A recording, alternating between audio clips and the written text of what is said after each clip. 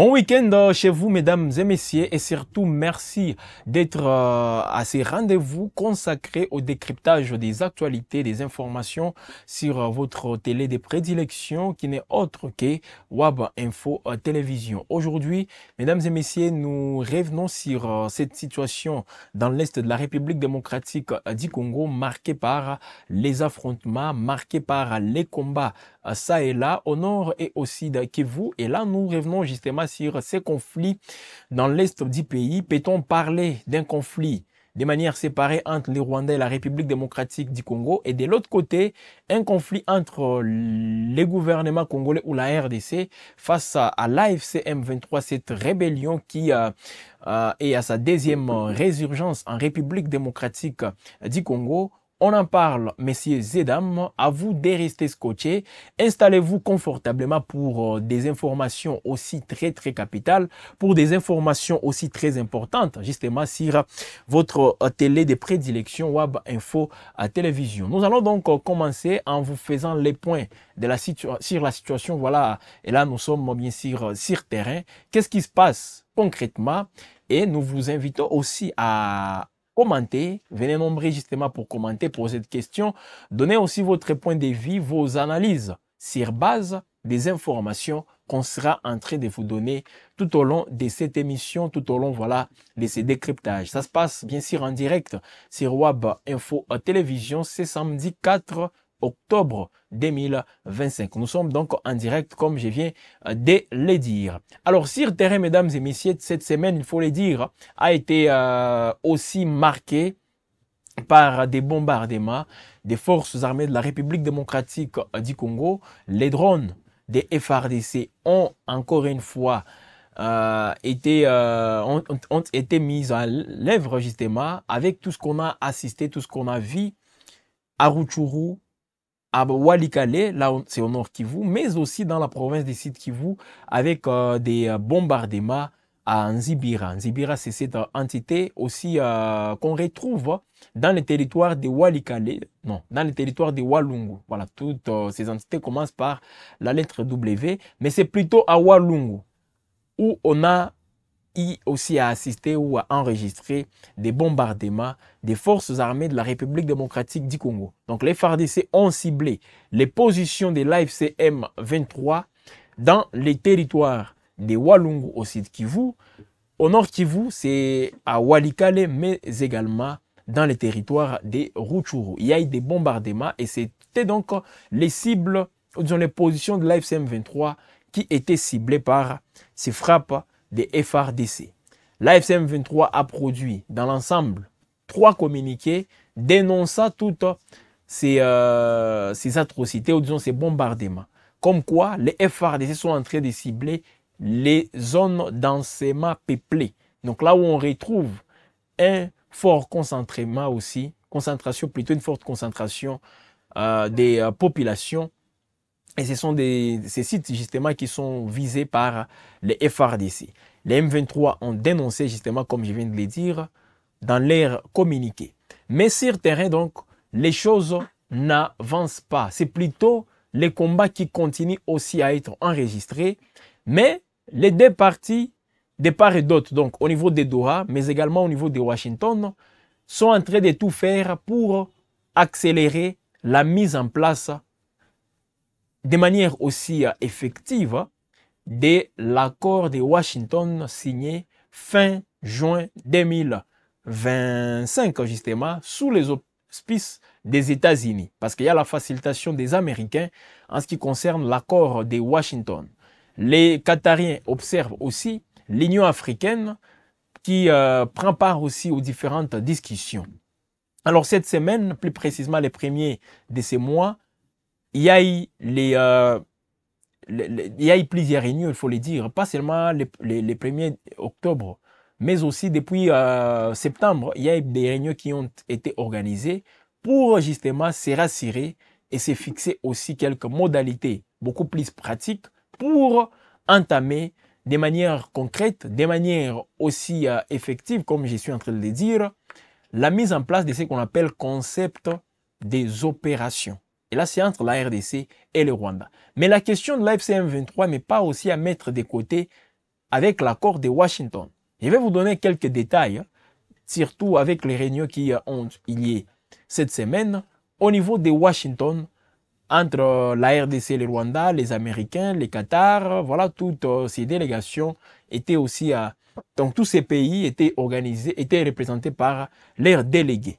Alors, qu'est-ce qui s'est réellement passé? Mesdames et messieurs, nous vous appelons à être beaucoup plus très attentifs. Voilà pourquoi je vous ai dit de vous installer de manière confortable. Parce qu'il y a des petits détails qui ne doivent pas aussi vous échapper. Vous devez connaître tout ce qui se passe. C'est aussi ça, les travails, ou disons la mission que WAB Info s'est fixée justement pour mieux vous accompagner, pour vous permettre, comme je l'ai dit toujours, de mieux comprendre aussi l'actualité. Nous sommes en République démocratique du Congo et il y a un peuple qui a droit à l'information. C'est aussi ça le plus important. S'il y a des choses, bien que des choses qui vont dans le sens un tout petit peu négatif pour la République démocratique du Congo, mais il est toujours préférable que vous, qui êtes en train de nous suivre, vous comme peuple congolais, vous puissiez aussi être informés sur tous les détails, voilà, en République démocratique du Congo. Et là, nous parlons de deux points. Tout d'abord, il y a la lutte contre les FDLR en République démocratique du Congo, qui est considéré aujourd'hui comme étant les top départ du concept des opérations données à Washington. Donc là, on a déjà une réponse entre la levée des mesures défensives mises en place par le Rwanda et la neutralisation des FDLR. Quel point vient avant l'autre? Le premier point aujourd'hui, c'est la neutralisation des FDLR. Le gouvernement congolais a tout fait pour que la levée des mesures défensives du Rwanda commence, mais c'est plutôt la neutralisation des FDLR qui vient en premier. Pour la première fois, il faut le dire, Kinshasa, Kigali, Doha, Washington et l'Union africaine annoncent officiellement le lancement du dit concept des opérations. L'annonce a été faite après la troisième réunion, le 1er octobre, donc, je crois que c'était le mercredi, si je m'abuse, oui, le mercredi, 1er octobre, la première réunion a eu lieu. Donc, plutôt, la troisième réunion, plutôt pas la première, la troisième réunion a eu lieu le 1er octobre. C'est une réunion du comité conjoint de surveillance qui s'est tenu à Washington, aux États-Unis. Et c'est justement ce comité conjoint de surveillance de l'accord de paix du 27 juin. Donc le 27 juin, rappelez-vous, il y a eu la signature de l'accord de paix entre la RDC et le Rwanda aux États-Unis en présence même des représentants du pouvoir américain. Et là, c'était le secrétaire d'État américain Marc Rubio. Et après, cette activité, ou disons cet événement, avait connu aussi son épilogue dans les bureaux ovales à la Maison Blanche, en présence de Donald Trump, le président américain.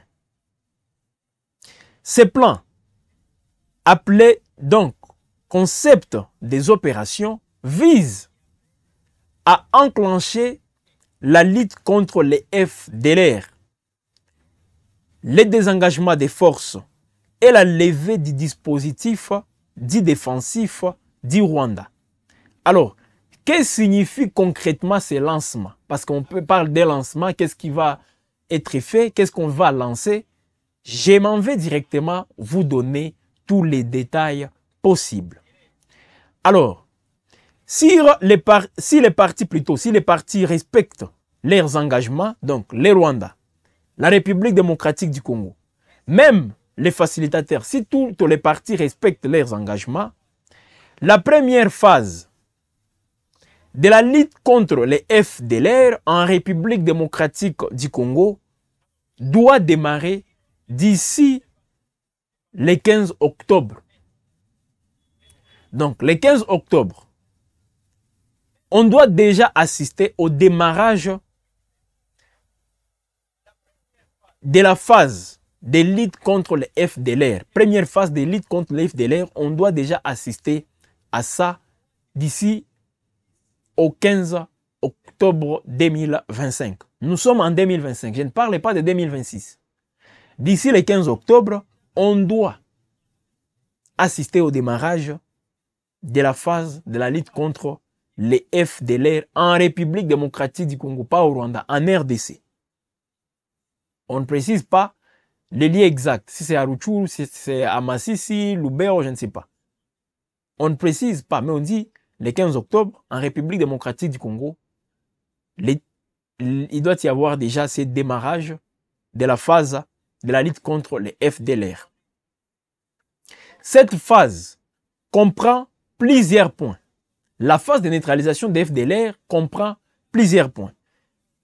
Premier point, analyser les niveaux de la menace. Donc on doit d'abord analyser les niveaux de la menace, cette menace qui représente les FDLR. Alors, est-ce que c'est une menace beaucoup plus dangereuse pour le Rwanda ou pour la République démocratique du Congo? Mais si c'est une menace, là on doit la circonscrire aussi au niveau de la sous-région des Grands Lacs. Donc, on analyse d'abord les niveaux de la menace. Deuxièmement, on doit localiser les combattants et leurs équipements. Donc, localiser où se trouvent les FDLR. Si c'est au Nord Kivu, dans quel territoire? Si c'est dans tel territoire, quel groupement? Voilà un peu. Quelle chefferie? On doit aussi passer à la localisation des combattants, mais aussi leurs équipements. Identifier leurs équipements. Et enfin, sensibiliser les communautés locales. Il faut aussi sensibiliser les communautés locales. Donc les communautés qui sont, par exemple, à Rutshuru, il faut les sensibiliser pour une collaboration entre justement les cadres qui sera mis en place, donc cette organisation qui va s'occuper de manière aussi effective de la neutralisation des FDLR. Si ce sont les armées rwandaises, congolaises, et ça sera de manière conjointe. Voilà, mesdames et messieurs, nous allons apporter des détails à toutes ces questions. Alors, il est aussi question de partager des informations sur les FDLR et leurs groupes dissidents, mais aussi sur les mesures dites défensives mises en place par le Rwanda. Donc, les mesures mises en place par le Rwanda n'est pas aussi écartées. Mais on commence tout d'abord avec les FDLR et il sera aussi question ici de partager les informations non seulement sur les FDLR, mais également leurs groupes dissidents. Et après, les mesures dites défensives mises en place par les Rwandais sera aussi abordées. Et ces mesures, les mesures défensives mises en place par les Rwandais sont considérées pour Kinshasa. Kinshasa les considère plutôt comme étant cette présence des troupes rwandaises sur les sols congolais. Donc la présence des militaires rwandais sur les sols congolais. Bien que les Rwandais disent qu'ils sont aux abords aussi des frontières communes entre la RDC et le Rwanda, justement pour prévenir la menace FDLR, selon les Rwandais. Mais Kinshasa considère ça, je le dis tous les jours, comme étant cette présence des militaires rwandais sur les sols congolais. Et des fois, ils vont plus loin en disant que c'est aussi ce que font l'AFC M23, donc l'activisme de l'AFC M23, c'est ce qui explique aussi les mesures défensives du Rwanda. Ça, c'est l'explication présentée ou disons évoquée par Kinshasa. Alors, en vous donnant toujours les détails, mesdames et messieurs, de tout ce qui va se passer, là, nous allons un tout petit peu aller dans les sillages de nos confrères de la Radio France Internationale qui ont aussi contacté le ministre rwandais des Affaires étrangères, Olivier Nduhungirehe. Le ministre rwandais des Affaires étrangères affirme que Kigali, donc son pays, a déjà transmis les informations lors des premières réunions, y compris à la médiation. Et pour Kigali plutôt, Kigali donc attend que Kinshasa fasse de même. Donc Kigali attend aussi que Kinshasa puisse transmettre les informations, justement, en ce qui concerne les FDLR, tout ça, donc l'échange des informations, de part et d'autre. C'était ça aussi la convention entre les deux parties. Alors, au cours de les réunions à Washington, les participants, quand je parle des participants, là nous voyons les Américains, les Congolais, les Rwandais, les Qatariens, mais aussi les membres de l'Union africaine ont évalué la situation.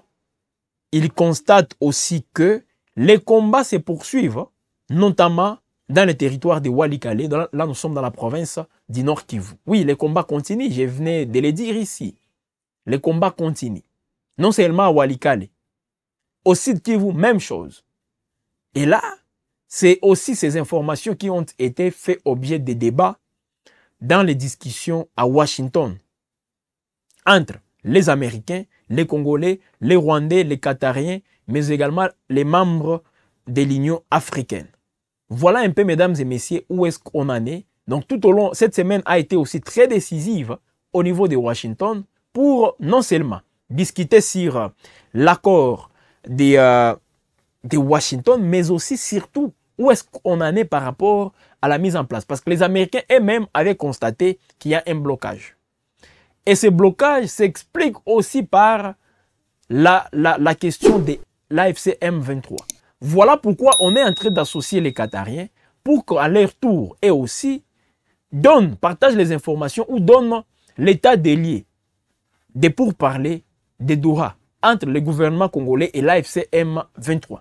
Parce qu'on ne peut jamais résoudre les conflits entre la RDC et le Rwanda sans pour autant s'intéresser à la question de l'AFC M23. On l'avait dit, les gens nous avaient traité de tous les noms, comme quoi non, nous sommes en train de dissocier l'AFC M23 et le Rwanda. Mais le fait, d'abord pour la République démocratique du Congo, d'aborder avec beaucoup de particularités la question de l'AFC M23, avec tout ce qu'on a à assister, les procès, ça et là contre les responsables de l'AFC M23, là on donnait déjà une certaine particularité à l'AFC M23. Et le Rwanda a aussi sa particularité. Donc on a déjà dissocié les deux organisations. D'une part, le Rwanda comme État, et de l'autre côté, l'AFC M23 comme mouvement politico-militaire. On a déjà dissocié les deux. Donc la question de l'AFC M23, bien que ça peut trouver quelques corrélations avec le Rwanda, mais c'est des groupes séparés. Ce n'est pas moi qui les dis, mais plutôt les faits qui se présentent. Parce que en jugeant, c'est là qu'on considère comme étant les responsables directs de l'AFC M23. On a vu la condamnation à mort de Corneille Nangaa, la condamnation à mort de Joseph Kabila. Ils étaient donc condamnés par coutumance, jugés par coutumance, et vous-même vous avez vu les condamnations. Et tout au long de cette émission, je crois, on va entrer aussi dans le détail avec toutes ces condamnations et ce que ça représente. Parce qu'il y a un terme employé par les conseillers spéciaux pour l'Afrique de Donald Trump, Massad Boulos, qui aujourd'hui fait polémique en République démocratique du Congo. On va entrer dans le détail et donner aussi une autre compréhension. Parce que nous nous basons tout simplement sur les faits. C'est ça. Nous nous basons, je répète, sur les faits. Alors, tout en espérant que vous êtes nombreux justement en train de nous suivre, et je vous attends aussi, mesdames et messieurs, ça sera un plaisir de vous voir nombreux en train de réagir, en train de commenter toutes ces actualités, parce que ça se passe en République démocratique du Congo. Il y a lieu aujourd'hui de se dire la vérité. Alors, il y a Serge Bahati qui nous pose déjà la question, quand est-ce que l'armée rwandaise va se retirer? Les retraits de l'armée rwandaise. Là aussi, il y a un bémol. Parce qu'on ne s'accorde pas sur la présence exacte de l'armée rwandaise sur le sol congolais. Le Rwanda, de son côté, parle de la levée des mesures défensives. Donc, le Rwanda dit qu'il avait mis les mesures défensives le long de la frontière pour aussi prévenir l'entrée des FDLR sur son sol. C'est ce que le Rwanda avait dit. De l'autre côté, le gouvernement congolais dit que les militaires rwandais sont à Goma, sont à Bukavu, c'est eux qui occupent les deux villes, c'est eux qui occupent toutes ces entités. C'est ce que le gouvernement congolais dit.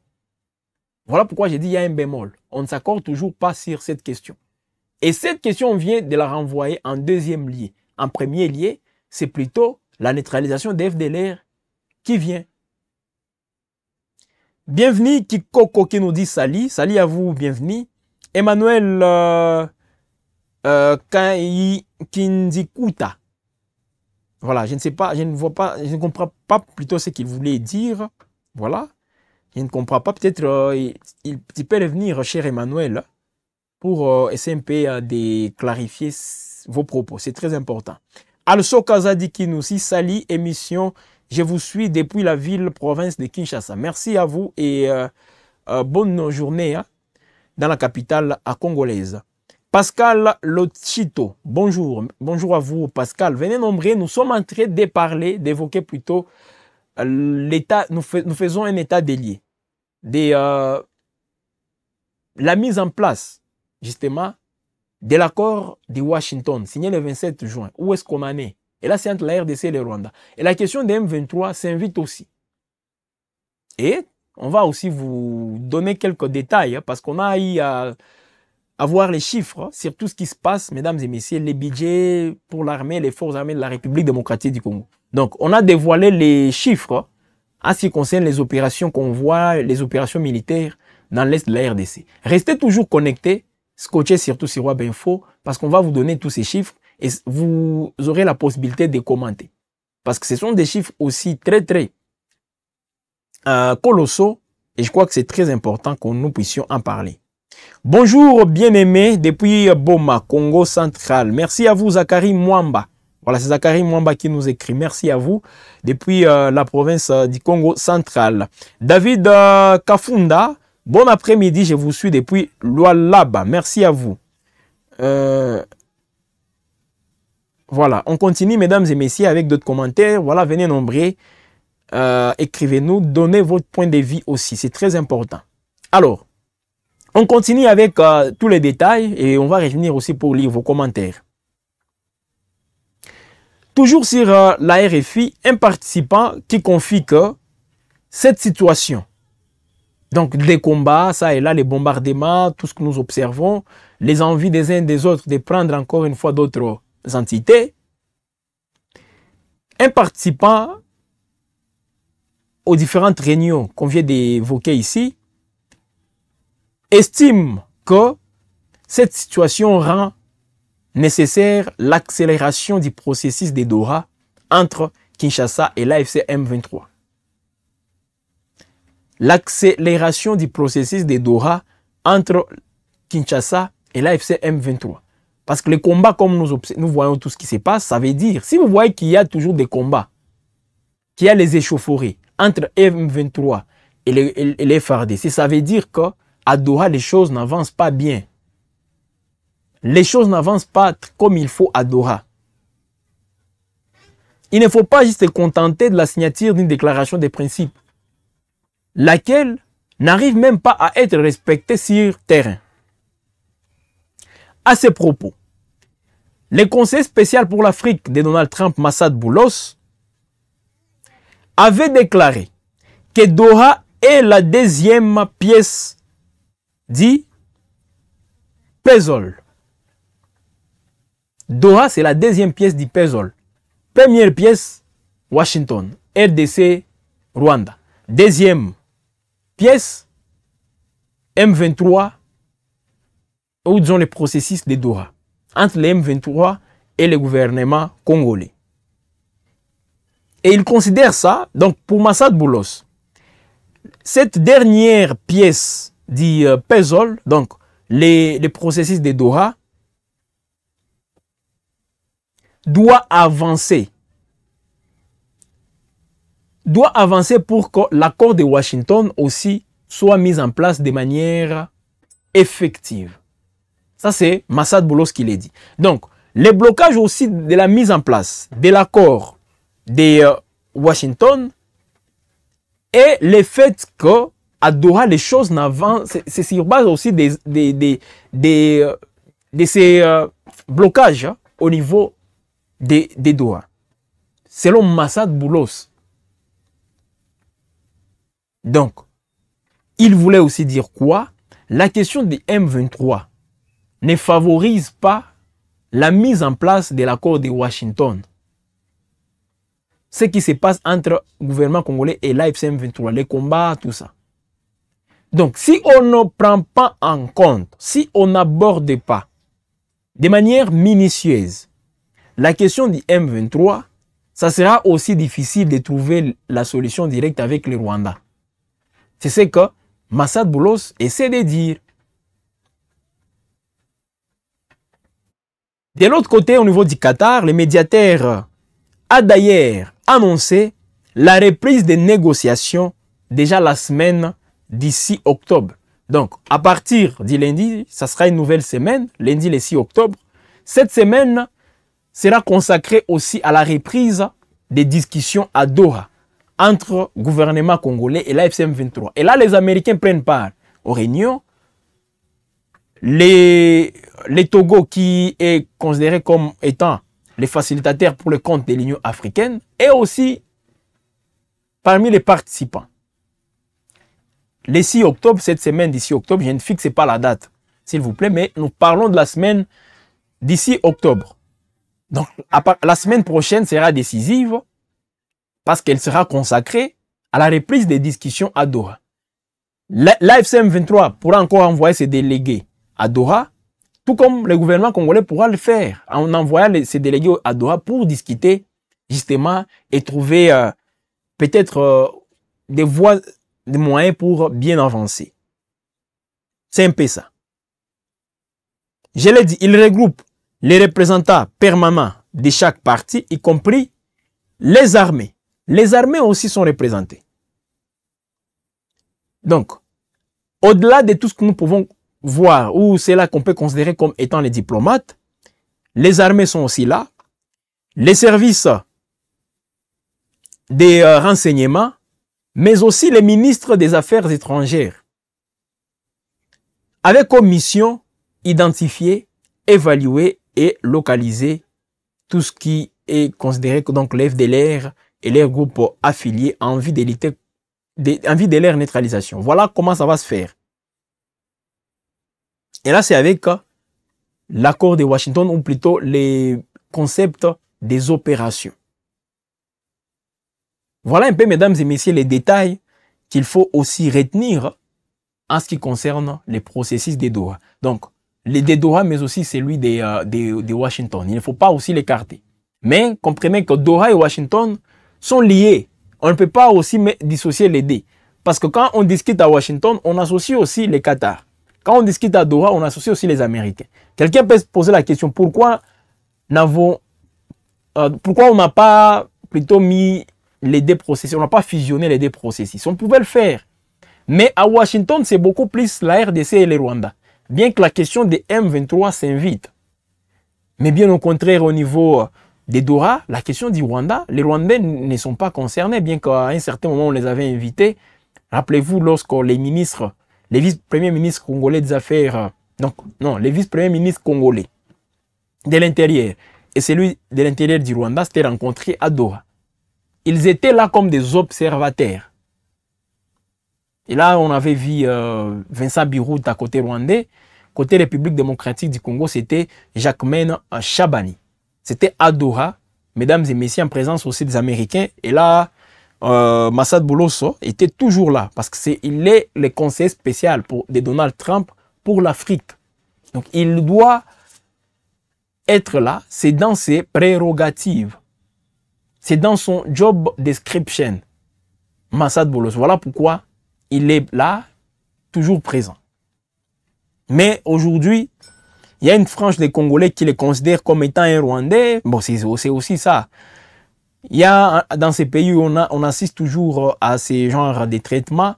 Quand vous dites quelque chose qui ne cadre pas, ou disons qui ne rencontre pas ce que pensent les autres, ces gens-là directement, ils vous qualifient des Rwandais. Je ne sais pas pourquoi. Nous donnons toujours de l'importance au Rwanda, en parlant toujours du Rwanda, chaque fois les Rwandais. À un certain moment, nous sommes en train de donc de mettre le Rwanda à un niveau là où il n'est même pas. Mais les Congolais, quelques Congolais plutôt, pas tous les Congolais, les font. Bon, il faut donc se rendre compte que des fois, il faut se méfier du Rwanda et chercher comment avancer. Même si c'est le Rwanda qui vous empêche d'avancer, mais il faut se méfier de lui pour bien avancer et surtout s'organiser. Ça, je l'ai toujours dit. Et en parlant de l'organisation, mesdames et messieurs, dans ces pays, il y a des choses. Aussi, si vous écoutez les chiffres, vous aurez froid au dos. Des chiffres, comme je l'ai dit, colossaux. Les budgets qui est dépensé comme pas possible. Pourquoi je parle de ça? Parce que là, on parle aussi de l'armée. On parle de la présidence de la République. C'est pas moi qui l'a dit, c'est plutôt les vice...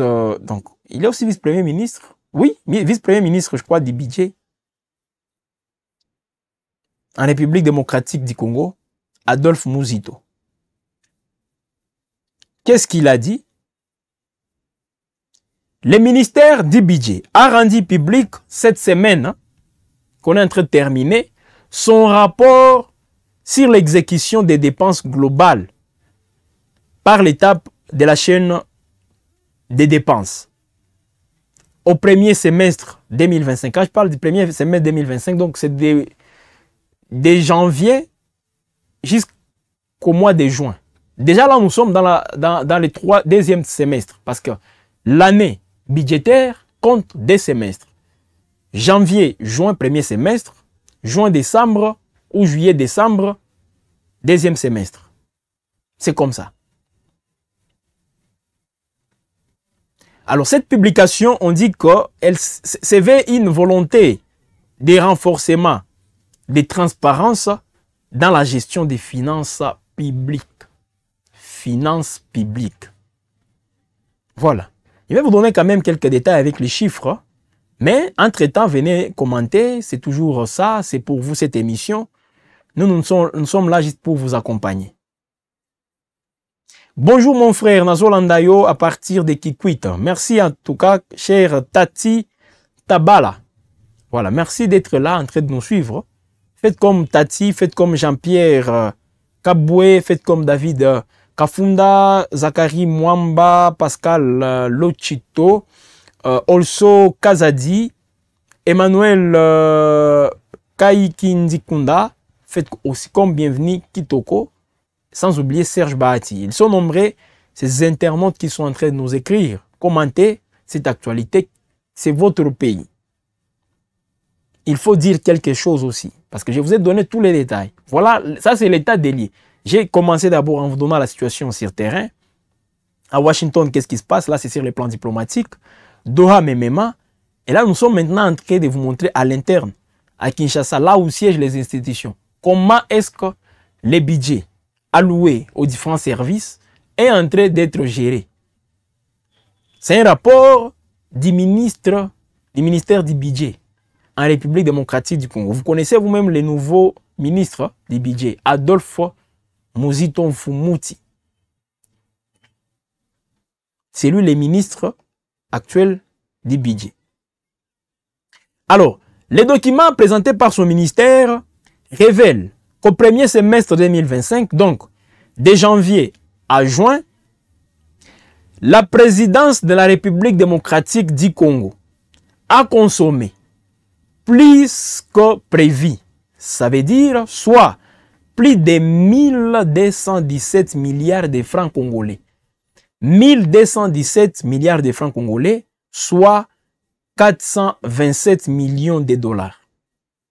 Donc, entre janvier 2025, de janvier 2025 à juin 2025, la présidence de la République démocratique du Congo a consommé 427 millions de dollars. Contre près de 465 milliards de francs congolais, soit 303 millions de dollars, crédits votés initialement. Donc, on avait prévu, s'il vous plaît, on va y aller très lentement. On avait juste prévu 303 millions de dollars pour ces premiers, pour donc pour toute l'année 2025, donc les 2 semestres, de janvier jusqu'en décembre, on avait prévu 303 millions de dollars. Mais aujourd'hui, juste de janvier à juin, la présidence a consommé 427 millions. Donc, ils sont allés même au-delà du budget annuel pour la présidence de la République. Ils sont allés au-delà. Voilà l'écart qu'on vient d'enregistrer est de 124 millions de dollars. Près de 124 millions de dollars. C'est l'écart. Ils sont au-delà. 55,3% de ces fonds, on dit qu'il a été décaissé en mode d'urgence. C'est les rapports qui les précisent. Alors, la plus grande partie de ces fonds, on dit qu'il est orienté vers les dépenses des prestations du personnel. Prestations plutôt et personnel. Maintenant que tous les crédits votés pour l'année 2025 est consommé, donc tout ce qu'on avait prévu pour 2025 est consommé, ils sont même allés au-delà de ce qu'on avait prévu pour l'année 2025. Où est-ce que la présidence de la République démocratique du Congo va tirer son financement pour le 2e semestre? C'est ça la question qu'on se pose. On est déjà dans les 2e semestre. Où est-ce qu'ils vont trouver l'argent? Parce que tout doit être budgétisé. L'Assemblée nationale, qui est l'organe budgétaire, l'organe législatif et budgétaire aussi, avait tout prévu. Chaque service, voici ton budget. Voici. Mais le président de la République, ils sont allés au-delà. Ce sont les chiffres. Hein? Ce sont les chiffres. On dit toujours que les chiffres ne mentent pas. C'est ce qu'on a toujours dit. Mais de l'autre côté, on nous dit que au niveau de l'armée, plus de 900 millions de dollars ont été aussi décaissés pour les opérations militaires. Plus de 900 millions. Alors la question que je vais vous poser, est-ce que vous voyez les résultats de ces 900 millions? Avec les 900 millions qu'on est en train de mettre pour les opérations militaires, quelle est l'entité qui a été récupérée par les FARDC? C'est la question qu'on se pose. On parle de 900 millions qu'on a mis dans les opérations. Alors la question, est-ce que cet argent, vous voyez les fruits palpables, les résultats de cet argent, est-ce que vous le voyez, vous personnellement? Dites-nous, vous avez toujours cette possibilité de nous écrire pour ne pas justement aussi monopoliser la parole. Donc, il y a aussi des rapports qui fusent de partout. La République démocratique du Congo, toujours en ce qui concerne les fonds, la République démocratique du Congo, il faut dire, traverse depuis janvier 2025 une crise sécuritaire, comme vous le savez, importante dans sa partie orientale. Ça, c'est tout à fait normal parce que nous voyons les combats, nous voyons tout ça. Avec la prise de quelques entités par la FCM 23 au nord et au sud Kivu. Alors, cette situation, il faut le dire, a non seulement mis la souveraineté de la RDC en danger, selon plusieurs, elle a également impacté les finances publiques, selon les rapports qu'on nous a présentés. À la suite de cette crise, on dit ceci, le gouvernement a été obligé, au début de l'année, de rectifier son budget en baisse de 1,7% à la suite de la perte des recettes fiscales de ces provinces. Donc, le gouvernement qui ne contrôle presque pas la grande partie du Nord Kivu et du Sud Kivu a perdu justement les recettes. Voilà pourquoi c'était aussi normal qu'il puisse revoir à la baisse son budget.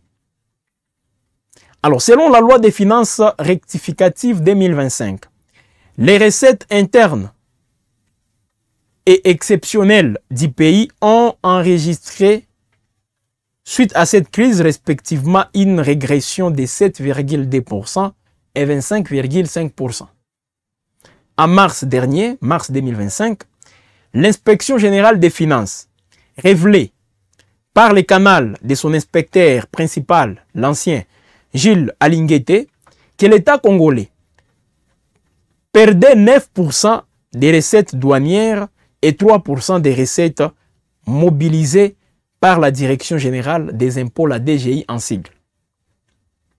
Alors, malgré ces contextes, cette crise a fortement coûté aux finances publiques, ce qui est tout à fait normal, comme je l'ai dit même, pour un pays en crise sécuritaire, selon un rapport de l'exécution des dépenses globales par étape aussi de la chaîne des dépenses au premier semestre 2025, publié par les ministères du budget, la dépense nationale a coûté 2,747 milliards de francs congolais, soit 964,3 millions de dollars. Donc, juste pour la défense, voilà les chiffres précis. Pour la défense, pour les opérations, tout ce que nous voyons, 464,3 millions de dollars au premier semestre. 464 millions de dollars. Juste au premier, donc de janvier 2025 jusqu'au mois de juin 2025, la défense, secteur de la défense, c'est 464,3 millions de dollars américains. Et on dit ceci, 70% de ces 964 millions de dollars, 70% des fonds ont été décaissés en mode d'urgence, indique le document consulté par Desk Echo. Bien que ce contexte, le cadre macroéconomique du pays est resté aussi sur pied, grâce à une bonne, parce qu'on parle ici d'une bonne coordination de la politique budgétaire et monétaire aussi, mise en place par le gouvernement de la République démocratique du Congo, mais également par la Banque centrale du Congo. C'est ce qu'a dit Doudou Fwamba, ministre des Finances. Le ministre des Finances a également fait savoir que cette stabilité se justifie aussi grâce à la politique budgétaire. Mais ici, on a la rubrique aussi des anciens combattants. Cette rubrique des anciens combattants, on dit qu'elle a coûté 2,2 milliards de francs congolais contre 10,9 milliards de francs congolais votés initialement au premier semestre 2025 selon le rapport du ministère. Donc il dit qu'on avait voté 10,9 milliards de francs congolais, mais on est allé en dessous et c'est 2,2 milliards qu'on a juste consommé, juste au premier semestre. Voilà un peu, mesdames et messieurs, tous ces chiffres. C'est très important d'avoir aussi une idée par rapport à ça, parce qu'on doit avancer, ou disons, on doit vivre dans ces pays comme citoyen en ayant toutes ces informations, en étant informé sur tout ce qui se passe. Comment votre argent est en train d'être dépensé. 964 millions juste pour la défense. Alors je me pose toujours la question, et c'est à vous. Réfléchissons ensemble, discutons. Est-ce que vous voyez les résultats palpables de toute de cette somme? Voilà. Also Kazadi qui nous dit, je vous jure, Fachi doit utiliser la même méthode qu'Ibrahim Traoré. Je suis Moutamba. Bendele Kouyaté. Voilà, c'est ce qu'il dit. Merci à vous. Voilà, il y a plusieurs commentaires. Les internautes, les abonnés, les téléspectateurs de Wabinfo qui sont en train de nous écrire à ce net moment. Alors, nous sommes en direct sur votre chaîne de prédilection. Nous sommes en train de parler actualité. Les combats continuent dans l'Est de la République démocratique du Congo. Cette semaine, on a enregistré plusieurs bombardements, ça et là, par drone des forces armées, la RDC, contre les positions de l'AFC M23. Et c'est ce qui pousse aussi, c'est là qui s'occupe aussi de la diplomatie, c'est là qui discute à accélérer les choses, à aborder aussi tous ces points comme il faut, non seulement avec les Rwandais, mais aussi avec l'AFC M23. Déjà la semaine prochaine, on annonce la reprise des pourparlers de Doha entre la République démocratique du Congo, donc le gouvernement congolais, et l'AFC M23. Ça va se faire à Doha, à Doha au Qatar, j'allais dire Doha à Washington, non? Mais plutôt à Washington, il s'est tenu aussi plusieurs réunions. Cette fois-ci, cette semaine, c'était la 3e réunion du comité conjoint aussi pour essayer un peu de trouver ce qu'il faut faire pour les opérations, tout ça, les concepts des opérations. Alors, nous sommes en train de finir cette émission. Le temps pour nous de remercier Thomas Zawadi qui nous a réalisé. Merci à vous tous, mesdames et messieurs, de nous avoir suivis, surtout ceux-là qui ont commenté l'actualité, ceux-là qui ont donné leur point de vue. Merci à vous. Restez toujours connectés sur Web Info pour la suite aussi de nos programmes. Ici, l'actualité reste notre priorité. Nous sommes toujours au cœur de l'actualité, en temps réel, s'il vous plaît. Donc, n'hésitez pas, ne zappez pas plutôt, restez toujours connectés. Et vous avez toujours cette possibilité aussi de suivre d'autres émissions qui sont déjà sur Web Info. Vous pouvez donc voir les émissions, l'émission qui vous intéresse, vous pouvez l'ouvrir et suivre sans problème. Et si vous n'êtes pas encore abonné, qu'est-ce que vous attendez? Vous ratez beaucoup de choses. Abonnez-vous sur Web Info, activez la cloche de notification. Et là, vous serez toujours alerté à tout instant lorsqu'il y aura des nouvelles productions, lorsqu'il y aura des nouvelles émissions. Voilà, mesdames et messieurs, ce qu'on peut vous dire pour l'instant. Merci encore une fois de nous avoir suivis. Et bon suite du temps chez vous. Bon week-end. Nous sommes en train de terminer cette semaine à votre compagnie en beauté. Et je crois que la semaine qui va commencer sera aussi très décisive. Et c'est comme ça qu'on va toujours vous accompagner. Donc, à vous de nous rester toujours fidèles pour être informés, disons pour connaître l'actualité de votre pays, l'actualité de votre milieu. Et ça se passe sur Web Info TV. Merci beaucoup et bonne suite du temps chez vous.